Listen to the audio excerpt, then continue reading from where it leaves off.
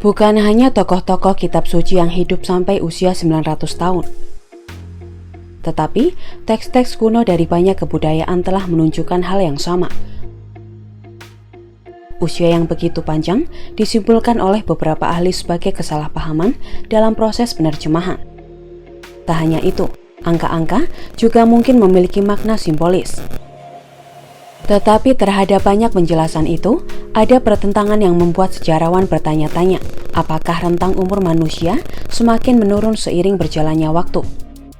Sebagai contoh, satu penjelasan adalah bahwa pemahaman Timur Dekat kuno tentang 1 tahun berbeda dengan pemahaman kita saat ini.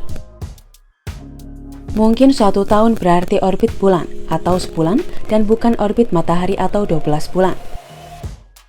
Tetapi jika kita sesuaikan dengan pemahaman itu, usia Nabi Adam yang semula 930 menjadi 77 yang lebih masuk akal pada saat kematiannya.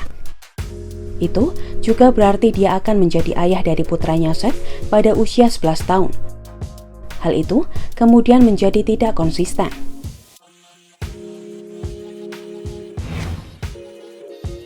Zaman sekarang, konon juga masih ada orang yang dilaporkan memiliki umur panjang hingga 150 tahun atau lebih.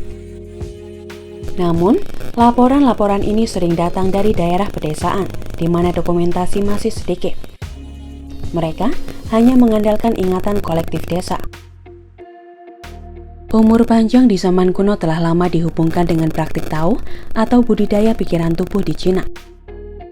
Namun, untuk saat ini para ilmuwan modern dibiarkan mempercayai apa yang dikatakan catatan kuno dan ingatan kolektif desa tentang rentang hidup yang tampaknya tidak dapat dipercaya.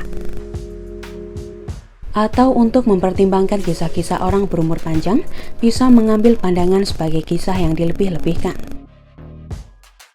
Tetapi tak hanya itu, ada juga yang memahami itu sebagai simbolisme atau kesalahpahaman.